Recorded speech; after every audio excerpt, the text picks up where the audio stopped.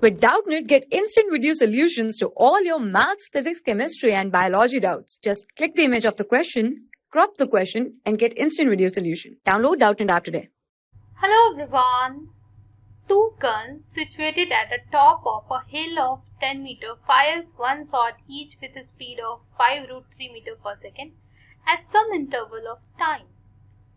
One gun fires horizontally, other fires upward at an angle of 60 degrees with the horizontal.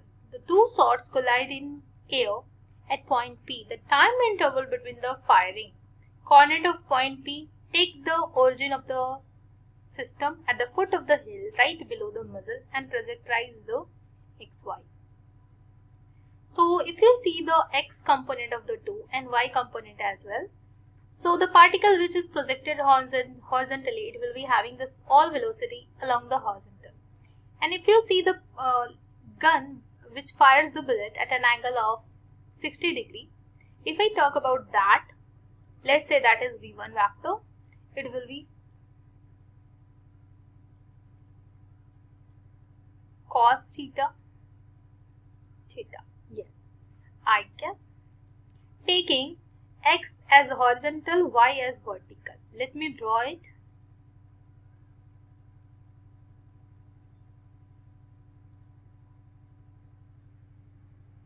Taking x as horizontal, y as vertical.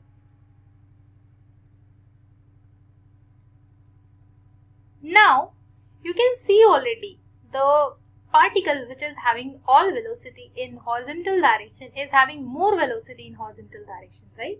So, to collide them, they should travel the same horizontal distance, right? Same horizontal displacement should be of both of them, right? But this one is having less velocity, so it will take more time, so it should be projected earlier, and then after some time this should be projected, and let's say the time interval is delta t. It will be 15 by 2, and let's say the time interval is delta t. So after delta t, what will be the velocity of this? So you can apply the first equation of motion in z direction, since the gravitational acceleration is in downward direction, g. So after t time interval, the velocity will be, x component will be same and the y component will be minus g delta t, where delta t is the time interval after which the second particle, the second bullet is projected.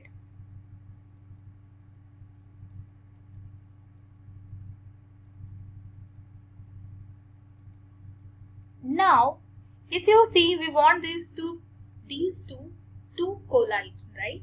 So let us see the motion of one with respect to the other, right? So if I see the motion of two with respect to the one, I will write it as v2 minus v1 dash. v2 minus v1 dash, this, and j component it will be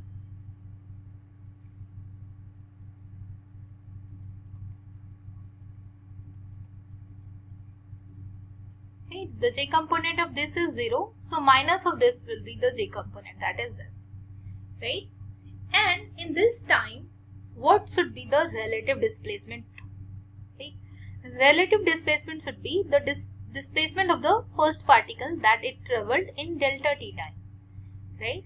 So if you see the position of the particle 1 at this time, x coordinate, if I talk about, it will be simply this. So the displacement of 2 with respect to 1, it should be negative of this.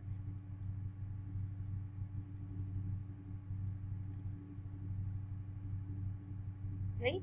So what will be the time taken by the particle to hit it? Put the value, it is equals to the relative velocity x component, right? v12 x component into this time t naught. to collide them, right? Collide them after the firing of second, right? So Vx, you can see it is this, put it here.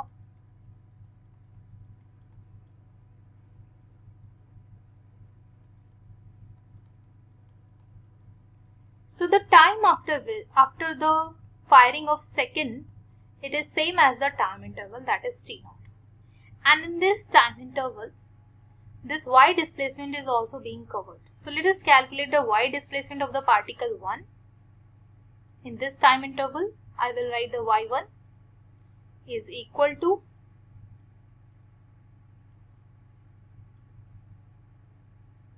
y1 is the displacement of y, and displacement of the first particle in y direction.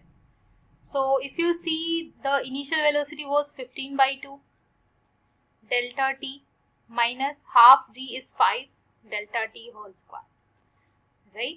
And in this time interval t naught, the particle should travel relatively with this velocity, right? And relative acceleration is 0. So this is g delta t minus 15 by 2 into t naught, where t naught is the time after which it will strike it, right? We already got that the t naught and t is same, right? So you can put here it is t naught delta t, and if you put it, you will get you will cancel out this delta t, and I will write 10 delta t minus 15 by 2. From here I will write the 15 delta t is equals to 15, and delta t, if you see, this will be 10 plus 5 and this will be 15 by 2 plus 15 by 2, and delta t will be equals to 1 second. And this is the answer of this question. So if you see the question, the time interval here should be 1 second. And you can also get the coordinate, right? Coordinate you can get it by just finding out the displacement of the first particle in this time interval, second particle in this time interval. So the second particle was thrown with a velocity of this, and t naught is same as that of the delta t, so it is also equals to 1 second. So in t naught time, how much it will travel in x and y direction?